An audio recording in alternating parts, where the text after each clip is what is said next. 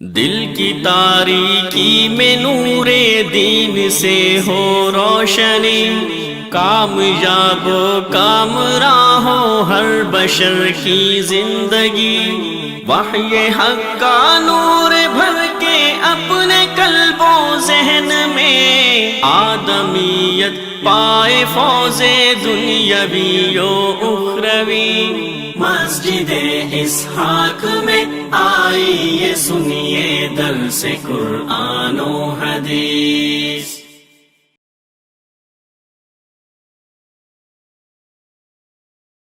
الحمد لله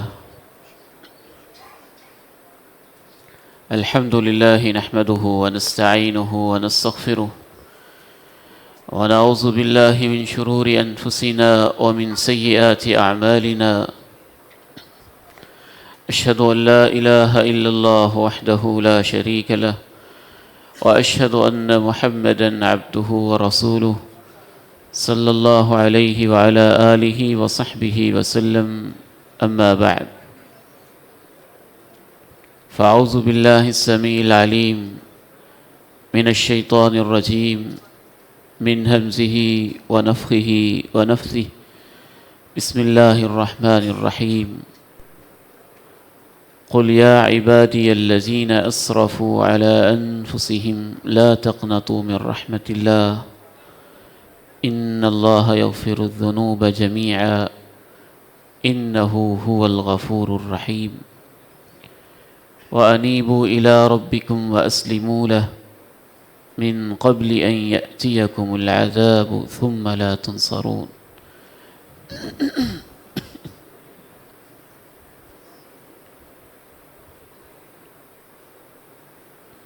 انسان خطا کا پتلا ہے، بھول جانے والا ہے، کمزوری اس کی فطرت میں ہے۔ کہیں اللہ تعالیٰ نے اس کو ضعیف کہا ہے، کہیں تھڑ دلا کہا اور تنگ ظرف کہا ہے۔ جب انسان گناہ کرتا ہے یا خطا کرتا ہے تو اس کے گناہوں کے اثرات کہاں کہاں کس کس طرح ہوتے ہیں، اور ان اثرات سے بچاؤ کی صورت کیا ہے، یہ آج کی ہماری ملاقات کا عنوان ہے۔ انسان کے گناہوں کا سب سے پہلا اثر اس کے دل پہ ہوتا ہے۔ یہ شیخ نا یہ پنکھا بند کروا دے ذرا۔ سب سے پہلا اثر اس کے دل پہ ہوتا ہے۔ جب انسان ایک غلطی کرتا ہے تو اس کے دل پہ زنگ لگتا ہے۔ اگر وہ اس سے تائب ہو جائے تو وہ زنگ اتر جاتا ہے۔ اگر وہ توبہ نہ کرے اور گناہ کرے اور زنگ لگتا ہے، پھر اور گناہ کرے اور زنگ لگتا ہے۔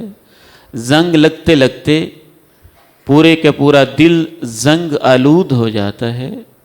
پھر آہستہ آہستہ دل سے ایمان کا نور کم ہونا شروع ہو جاتا ہے، منافقت کا اندھیرا بڑھنا شروع ہو جاتا ہے، دل میں تاریکیاں چھا جاتی ہیں، اور پھر اس کے بعد دل سخت ہونا شروع ہو جاتا ہے، حتیٰ کہ وہ دن بھی آتا ہے کہ دل پتھر ہو جاتا ہے۔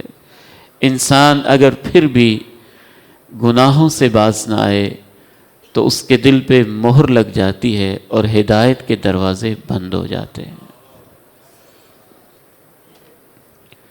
کَلَّا بَلْ رَانَ عَلَىٰ قُلُوبِهِم مَّا كَانُوا يَكْسِبُونَ كَلَّا إِنَّهُمْ عَن رَّبِّهِمْ يَوْمَئِذٍ لَّمَحْجُوبُونَ أَفَلَا يَتَدَبَّرُونَ الْقُرْآنَ أَمْ عَلَىٰ قُلُوبٍ أَقْفَالُهَا ثُمَّ قَسَتْ قُلُوبُكُم مِّن بَعْدِ ذَلِكَ فهي كالحجارة أو أشد قسوة ختم الله على قلوبهم وعلى سمعهم وعلى أبصارهم غشاوة. اس کا نتیجہ یہ ہوتا ہے کہ پھر اس کا ایمان کمزور ہونا شروع ہو جاتا ہے. نیکیوں سے ایمان بڑھتا ہے، گناہوں سے ایمان گھٹتا ہے. نیکیوں سے ایمان اتنا بڑھ جاتا ہے کہ غزوہ احد کے اندر ایک صحابی یوں کہتے سنائی دیتا ہے، انی لاجد ریح الجنہ من وراء احد، مجھے احد پہاڑ کے پیچھے سے جنت کی خوشبو آ رہی ہے. نیکیوں سے کبھی ایمان اتنا بھی بڑھتا ہے کہ ایک صحابی کہتا ہے کہ میرے اوپر وہ دور بھی تھا، ایمان کی ایسی کیفیت تھی کہ فرشتے سامنے آ کر مجھے سلام کہا کرتے تھے.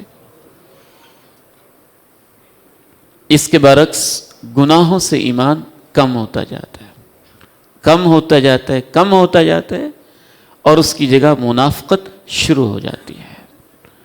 حتیٰ کہ ایسا دن بھی آتا ہے کہ جب انسان گناہوں کی حدوں کو کراس کر چکا ہوتا ہے، وہ سمجھتا ہے کہ میں مومن ہوں، حقیقت میں وہ منافق ہو چکا ہوتا ہے. گناہوں کا دوسرا اثر ہمارے جسموں پر ہوتا ہے. اہل ایمان کی طاقت تو ان کی روح سے پھوٹتی ہے. ایمان کے سوتے سے ان کو فزیکلی بھی پاور ملتی ہے، جسمانی طاقت ملتی ہے. جب ایمان کمزور ہو جائے تو وہ جسمانی طور پر بھی اس میں نیکی کی صلاحیت، نیکی کی طاقت ویسی نہیں رہتی جیسی نیکیوں کی وجہ سے اس کے اندر موجود ہونی چاہیے. کبھی کبھی بیماریاں، سر درد، تکلیفیں، مختلف قسم کی امراض اور بھی ان کی وجوہات ہوتی ہیں، اور ان کی ایک وجہ ہمارے گناہ بھی ہوتے ہیں. سیدہ اسماء رضی اللہ تعالی عنہا و ارضاہا کو سر درد ہے، یوں پکڑ کے بیٹھی ہیں. پوچھنے والا پوچھتا ہے آپ کو کیا ہوا؟ جواب دیتی ہیں کوئی غلطی تھی، لگتا ہے کہ اس کی سزا مل رہی ہے. قاضی شرح کے جسم پہ پھوڑا نکل آتا ہے. پوچھنے والا پوچھتا ہے کیا ہوا؟ قاضی شرح رحمہ اللہ کہتے ہیں کوئی گناہ ہوا تھا، لگتا ہے اس کی سزا بھگت رہا ہوں. امام حسن پہ قرض چڑھ گیا، پریشان رہنے لگے. پوچھنے والے نے پوچھا کیا ہوا؟ کہنے لگے 40 سال پہلے ایک شخص کو اس کی غریبی اور فقر فاقے کا تانا دیا تھا، لگتا ہے کہ 40 سال کے بعد اس تانے کی سزا پا رہا ہوں. تیسرا اثر گناہوں کا ہماری اولاد پر ہوتا ہے. اولاد پر ہوتا ہے. کبھی وہ باغی ہوتی ہے، کبھی گھر سے فرار اختیار کرتی ہے، کبھی نافرمانیاں کرتی ہے، کبھی ایسی بغاوت پہ اترتی ہے کہ ہماری نیندیں حرام ہو جاتی ہیں. سلف صالحین میں سے ایک بزرگ جا رہے تھے اور ایک شخص نے اس سے یہی مسئلہ پوچھا تو انہوں نے کہا جب تمہارا بیٹا نافرمان ہو جائے تو ضرور سوچا کرو کہ آپ نے زندگی میں اللہ کی کہاں کہاں نافرمانیاں کی تھی.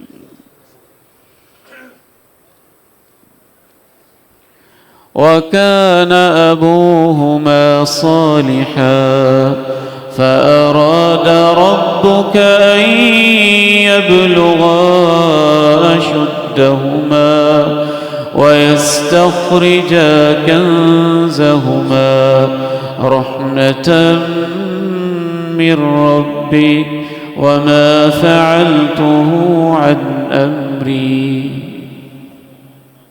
نیکیوں کو اور اولاد کی حفاظت کو قرآن نے جوڑا ہے. اس مقام پر بھی سورہ کہف میں، ایک اور مقام میں رَبِّ أَوْزِعْنِي أَنْ أَشْكُرَ نِعْمَتَكَ الَّتِي أَنْعَمْتَ عَلَيَّ وَعَلَى وَالِدَيَّ وَأَنْ أَعْمَلَ صَالِحًا تَرْضَاهُ وأصلح لي في ذريتي إني تبت إليك وإني من المسلمين. قرآن نے یہ دعا کی ترتیب بتائی، اللہ مجھے نیک بنا دے اور میری اولاد کو بھی نیک بنا دے. ان اعمل صالحا ترضاه واصلح لي في ذريتي، میں ایسے عمل کروں کہ تو راضی ہو جائے. آگے یہ کہا کہ میری اولاد کی اصلاح کر دے، گویا میری اولاد کی اتنی اصلاح کر دے کہ میں راضی ہو جاؤں. جناب موسیٰ جناب خضر چلتے ہیں، لمبا سفر طے کرتے ہیں، بیابانوں سے، صحراؤں سے، ریگستانوں سے سمندری سفر طے کرتے کرتے ایک جگہ پہنچتے ہیں. وہاں گری ہوئی دیوار کو اٹھاتے ہیں، اس کو ٹھیک کر دیتے ہیں. جناب موسیٰ پوچھتے ہیں یہ کیا ہوا؟ ایسے یہ لوگ تھے بے مروت، انہوں نے ہماری ضیافت تک نہیں کی اور آپ ان کی دیوار ٹھیک کر رہے ہیں. انہوں نے کیا جواب دیا تھا؟ یہاں ان بچوں کا خزانہ ہے، اللہ نے اس کی حفاظت کی ہے کیونکہ ان کا باپ نیک ہوتا تھا. میں اپنے آپ کو اور آپ میں سے بہت سارے لوگوں کو کہوں گا، اگر آپ کو عزت ملی ہے، اگر آپ کو علم ملا ہے، آپ کو دولت ملی ہے، آپ کو مقام ملا ہے، تو کبھی یہ نہ سمجھنا کہ یہ ساری آپ کی محنت ہے. اللہ کے فضل کے بعد میرا احساس یوں کہتا ہے کہ اس کے پیچھے بہت ساری وجہ ہمارے گئے ہوئے نیک بزرگ اور ان کی دعائیں ہیں. گناہوں کا اثر اولاد پر ہوتا ہے، نیکیوں کا اثر بھی اولاد پر ہوتا ہے. امام سعید ابن جبیر رحمہ اللہ اپنے بیٹے سے کہا کرتے تھے انی لازید فی صلاتی، میرے بیٹے میں بڑے لمبے لمبے سجدے کرتا ہوں اور بڑے نفل پڑھتا ہوں تاکہ میرے ان سجدوں اور نمازوں سے اللہ تیری حفاظت کر لے. گناہوں کا چوتھا اثر معاشرے پر ہوتا ہے، گھر پر ہوتا ہے، گلی پر ہوتا ہے، محلے پر ہوتا ہے، چوکوں میں ہوتا ہے، چوراہوں میں ہوتا ہے، سیاست پہ ہوتا ہے، معیشت پہ ہوتا ہے، حکمرانوں پہ ہوتا ہے، اقتدار پہ ہوتا ہے، ایوان بالا پہ ہوتا ہے، ایوان زیری پہ ہوتا ہے. اور آگے بڑھتے ہوئے میں تو یہاں تک سمجھتا ہوں گناہوں کا اثر زمین پر بھی ہوتا ہے، آسمان پر بھی ہوتا ہے. ظهر الفساد في البر والبحر بما كسبت أيدي الناس ليذيقهم بعض الذي عملوا لعلهم يرجعون.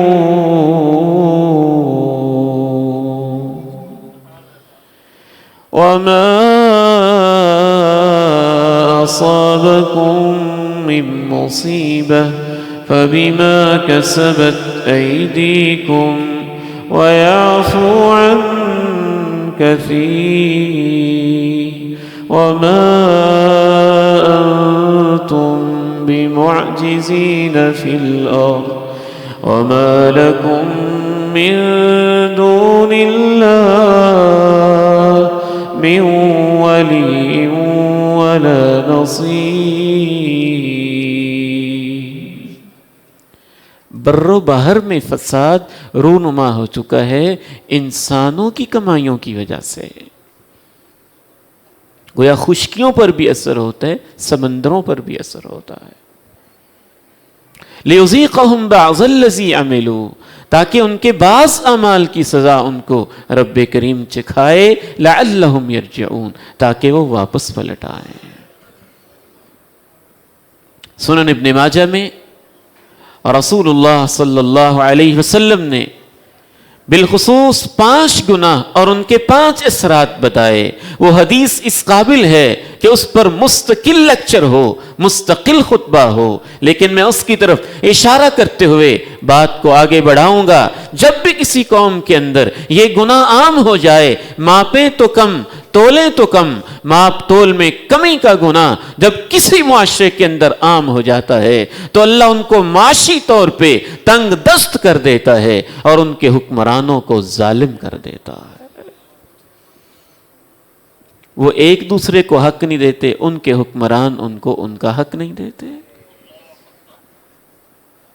جب بھی کسی معاشرے کے اندر لوگ وعدوں کو توڑتے ہیں تو اللہ تعالیٰ ان کو کسی غیر قوم کا غلام بنا دیتا ہے۔ کونسلر نے وعدے توڑے، چیئرمین نے وعدے توڑے، ایم پی اے نے وعدے توڑے، ایم این اے نے وعدے توڑے، پرائم منسٹر نے وعدے توڑے، ایک شخص نے وعدے توڑے، ہم نے ایک دوسرے سے توڑے، کاروباری وعدے توڑے، بھائیوں سے کیے ہوئے وعدے، بہنوں سے کیے ہوئے وعدے، ماؤں سے کیے ہوئے وعدے، کاروباری پارٹنر سے کیے ہوئے وعدے۔ جب پوری قوم وعدہ توڑنے والی ہو جاتی ہے تو ان کا ایک دوسرے سے اعتماد اٹھ جاتا ہے، جس کا نتیجہ یہ ہوتا ہے اللہ ان کے اوپر غیروں کو مسلط کر دیتا ہے، وہ غلام ہو جاتے ہیں۔ آئی ایم ایف کے غلام، ورلڈ بینک کے غلام، بین الاقوامی طاقتوں کے غلام۔ تیسرا گناہ آپ نے بتایا، جب بھی کوئی قوم زکوٰۃ کو روک لیتی ہے اور اس معاملے میں بخیل ہو جاتی ہے تو اللہ آسمانوں سے بارش کو روک لیتا ہے۔ چوتھا گناہ اللہ کے پیارے نبی علیہ الصلاۃ والسلام نے ایک ہی حدیث کے اندر گنوا دیا کہ جب بھی کہ قوم اللہ اور اللہ کے رسول کے قانون کو چھوڑ دیتی ہے اللہ اس قوم کے اندر اختلافات کو بڑھا دیتا ہے۔ فرقوں کے اختلاف، مسلکوں کے اختلاف، رنگوں کے اختلاف، نسلوں کے اختلاف، صوبوں کے اختلاف، ہر چیز پہ اختلاف، گھروں میں اختلاف، باہر اختلاف، سیاسی اختلاف، معاشی اختلاف، پوری قوم اختلافات کے اندر مبتلا ہو جاتی ہے۔ اور پانچواں گناہ اسی حدیث میں آپ نے بتایا، جب کوئی قوم بے حیا ہو جاتی ہے تو اللہ ان میں وہ بیماریاں پیدا کرتا ہے جو ان کے آباء و اجداد میں کبھی نہیں ہوتی تھی۔ گناہوں کا اثر پورے معاشرے پر ہوتا ہے، پورے سماج پر ہوتا ہے، گھر سے لے کر گلی محلے سے ہوتے ہوئے پورے شہر دیہات، پورے کے پورے صوبے اور پوری دنیا کی سیاست اور معیشت پہ انسانوں کے گناہوں کے اثرات اس حدیث کی روشنی میں دو ٹوک ہمارا ایمان ہے کہ مرتب ہوتے ہیں۔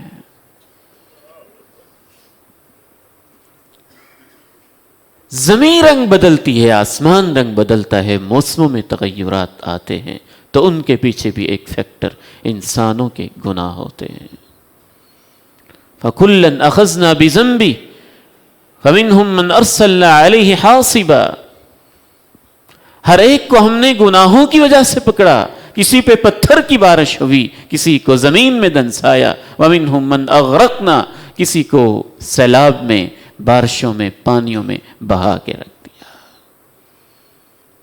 گناہوں کا اثر، پانچواں اثر موت کے وقت ہوتا ہے، سختیاں ہوتی ہیں، نزع میں، سکرات و غمرات میں۔ گناہوں کا چھٹا اثر قبر میں ہوتا ہے۔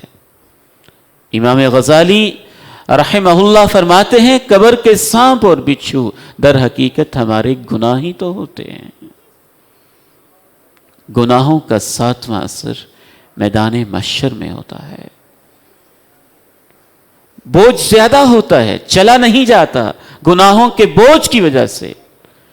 گناہوں کا اثر پل صراط سے گزرتے ہوئے ہوتا ہے، اور گناہوں کا اثر سب سے خطرناک یہ ہوتا ہے کہ انسان اللہ کی نگاہوں سے گر جاتا ہے۔ کبھی اتنا گرتا ہے کہ 50,000 سال کے لیے اللہ اس کی طرف نظر رحمت سے دیکھنا پسند نہیں کرتے ہیں۔ یہ تو ہیں گناہوں کے اثرات، جو اثرات رونما ہو چکے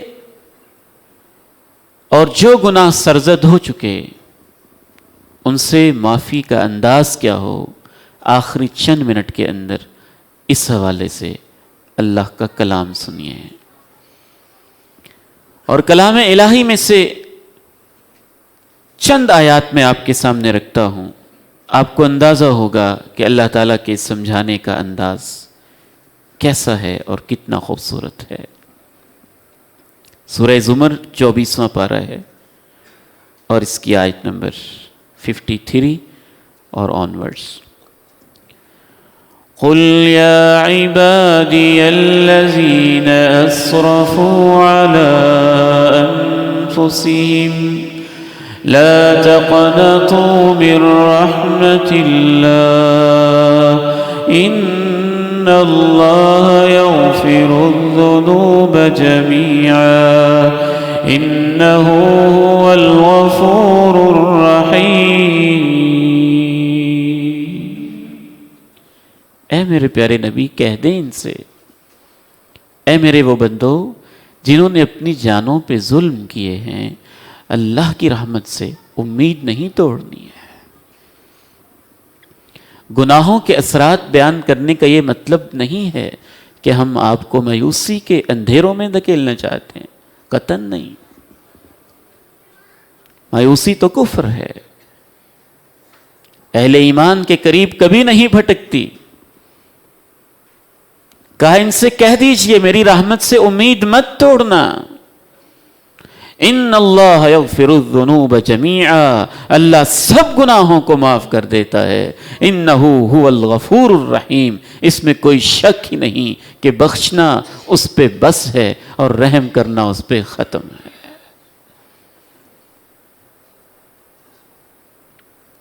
کبھی بھی یہ نہیں سوچنا کہ میں نے تو اتنے گناہ کیے ہیں، ان کے اثرات تو اب ہو کر ہی رہیں گے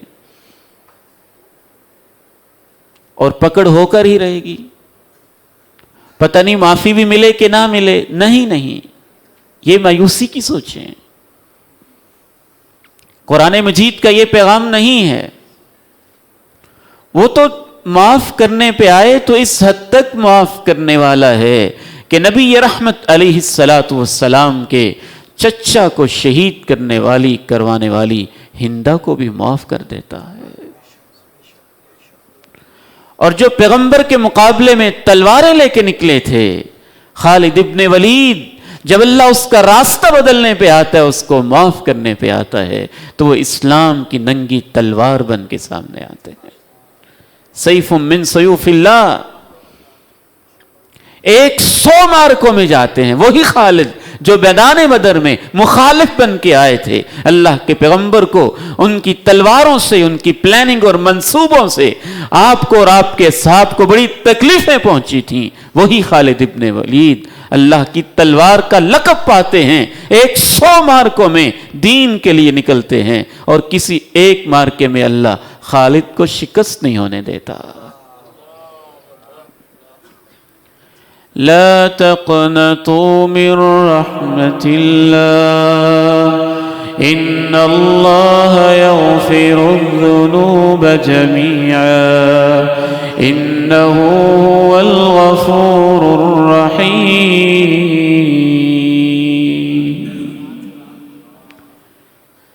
ہم ایسے بد نصیب ہیں کہ اللہ کا پورا پیغام بھی نہیں پڑھتے، نہیں سنتے. یہ آیت سب کو یاد ہے اور بد نصیبی سے اگلی آیات ہمیں یاد نہیں ہیں. یہ آیت اس لیے یاد ہے کہ اس میں وہ ہے جو اللہ نے کہا کہ میں کروں گا، اور اگلی آیت میں وہ ہے کہ جو اللہ نے ہم سے کہا کہ تم کرو. ہمیں اپنے ذمے کے کام یاد نہ رہے. وَأَنِيبُوا إِلَىٰ رَبِّكُمْ وَأَسْلِمُوا لَهُ مِن قَبْلِ أَن يَأْتِيَكُمُ الْعَذَابُ ثُمَّ لَا تُنصَرُونَ.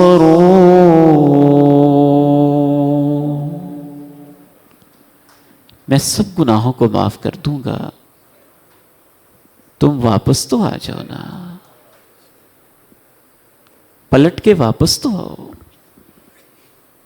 میری طرف آؤ تو صحیح. یہ تو نہیں کہ شیطان کی گود میں بیٹھ کے شیطان کی باہوں میں اور شیطان کے بازوؤں میں اور اس کی انگلیاں پکڑ کے دور دور سے میری طرف اشارے کر کے کہو اللہ مجھے معاف کر دے، رہوں گا شیطان کے پاس ہی، رہوں گا شراب خانے میں،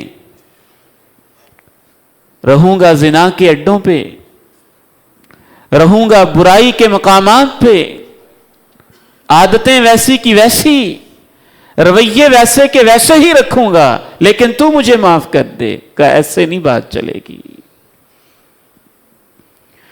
وَأَنِيبُوا إِلَىٰ رَبِّكُمْ وَأَسْلِمُوا لَهُ مِن قَبْلِ أَن يَأْتِيَكُمُ الْعَذَابُ ثُمَّ لَا تُنصَرُونَ۔ میں تمہیں واپس بلاتا ہوں، لیکن اس کا بھی ایک وقت ہے، واپس آ جاؤ اور میری مان کے چلو، میری پکڑ کے آنے سے پہلے پہلے، وگرنہ پھر تمہاری مدد نہیں کی جائے گی۔ وَاتَّبِعُوا أَحْسَنَ مَا أُنزِلَ إِلَيْكُم مِّن رَّبِّكُم مِّن قَبْلِ أَن يَأْتِيَكُمُ الْعَذَابُ بَغْتَةً وَأَنتُمْ لَا تَشْعُرُونَ۔ یہ میری پیاری پیاری باتیں جو قرآن میں میں نے تمہیں کہی ہیں کہ یہ کرو اور یہ نہ کرو، ان کو ماننا شروع کر دو اس وقت کے آنے سے پہلے کہ اچانک تمہیں خبر ہی نہ ہو اور تمہاری پکڑ ہو جائے۔ کیا ہوا ہے آج؟ بہت دکھ بری خبر ملی، لاہور سے PIA کی پرواز فلائی کرتی ہے، کراچی کے لیے عازم سفر ہوتی ہے، 1000 سے زیادہ کلومیٹر سفر اور ہزاروں بلندی کے اوپر اڑانے بھرتے ہوئے وہ مسافر اپنی منزل کے اتنا قریب پہنچ جاتے ہیں کہ ایئرپورٹ پہ لینڈنگ میں صرف 1 منٹ باقی ہے، وہیں پہ طیارہ خراب ہوتا ہے اور اس کو آگ لگ جاتی ہے۔ کبھی اچانک ایسے بھی ہوتا ہے،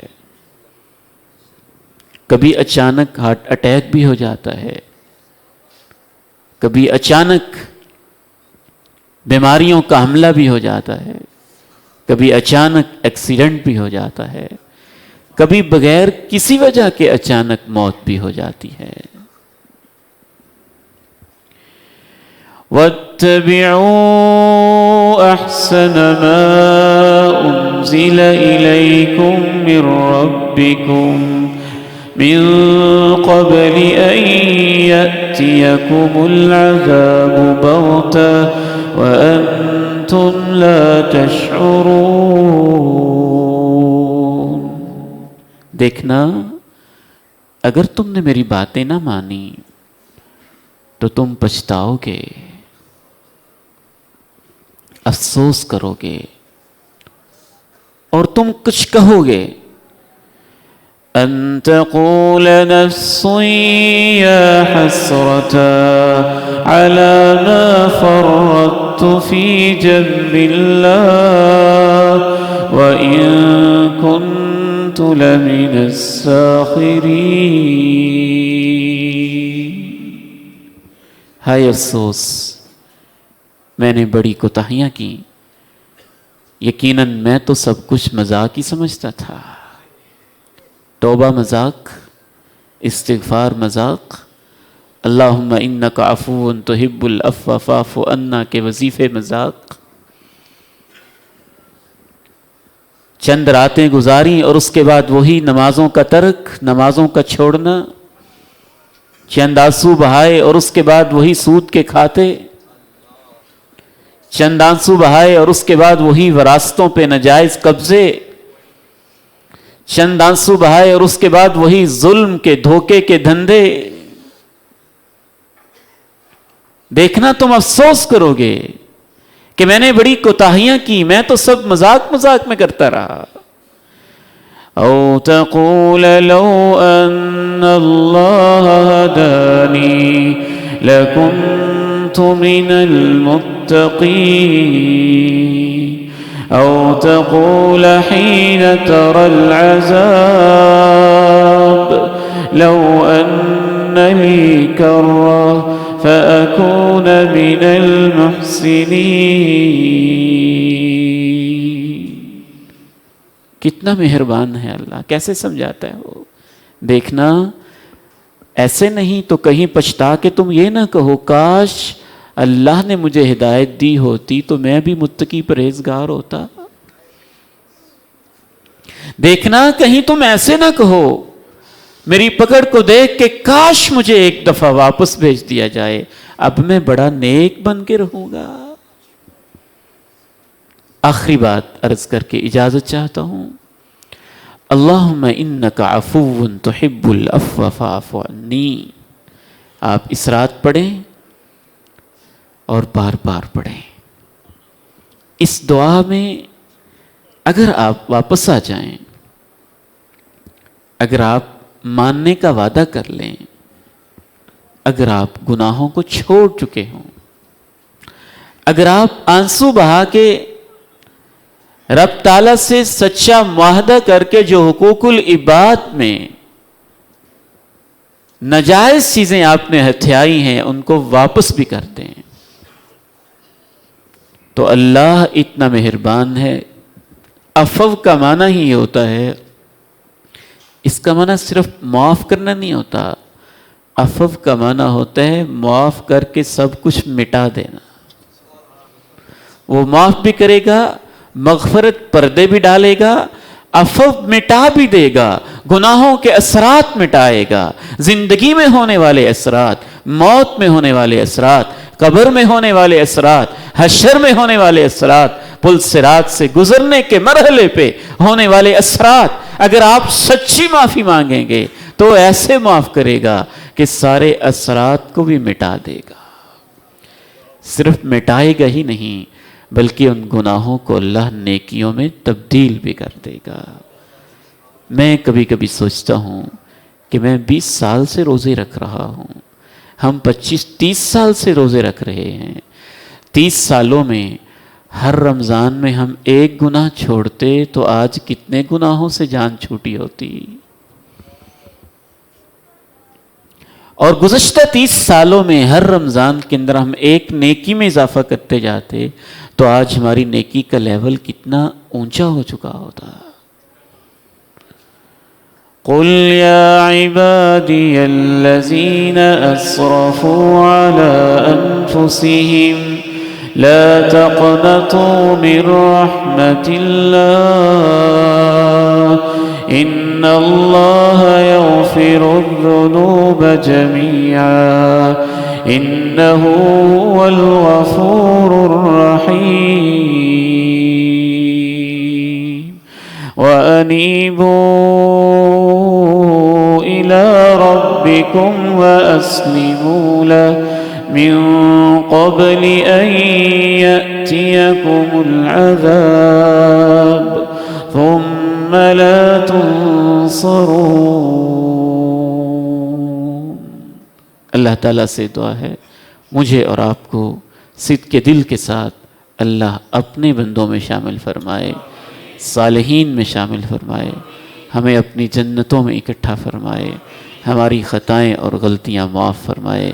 وآخر دعوانا ان الحمد للہ رب العالمین.